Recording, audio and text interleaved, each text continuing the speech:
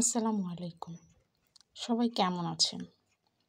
October ২ তারিখ আমি ঢাকা থেকে বাসায় আসছিলাম। তো আসার পথে যেহেতু আমার বাসা উত্তরবঙ্গে, তো আমাকে টাঙ্গাইল, চান্দুরা এসব পার হওয়ার পরে আসতে হয়।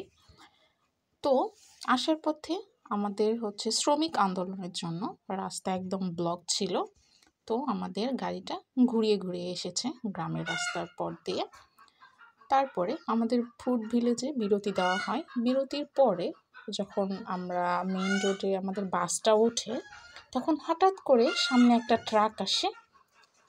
ট্রাক আসে এবং সে হঠাৎ ব্রেক করে দেয়।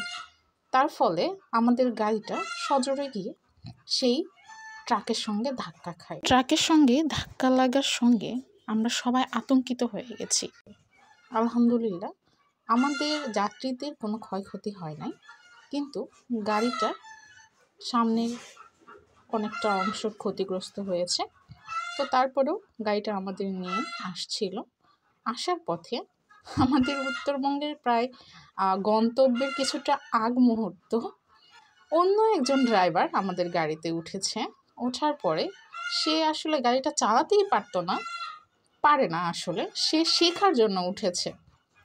কি একটা অবস্থা! এতগুলো যাত্রীকে উঠায় নিয়ে কেউ কখনো গাড়ি চালাইতে শিখতে আসবে? এটা কোনো কথা? আসলে এটা তারা কোন যুক্তিকে এমন কাজটা করলো এটা আমি বুঝলাম না। আসলে এটা তাদের করা উচিত হয় নাই। যেহেতু আমরা যাত্রীরা, আমরা অনেক জায়গা থেকে অনেক মা বাবার সন্তান, যেমন আমি, কিংবা অনেক বয়স্ক লোকজন ছিল গাড়ির মধ্যে। অনেকের অনেক ক্ষয়ক্ষতি হতে পারত।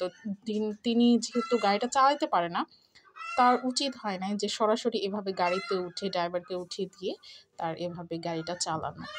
তো আপনাদের কাছে কতটুকু যৌক্তিক মনে হয়? এই ধরনের সিচুয়েশন কে ফেস করেছেন সেটা আমাকে জানাবেন। তো অবশেষে আমার প্রায় ১২ ঘন্টার জার্নি, যেখানে আমাদের বাসায় আসতে লাগে ৮ ঘন্টা, সেখানে প্রায় ১২ ঘন্টা অতিক্রম করার পরে আমরা অবশেষে বাড়িতে চলে আসছি আল্লাহর রহমতে। তো সবাই আমাদের জন্য দোয়া করবেন। আল্লাহ হাফিজ।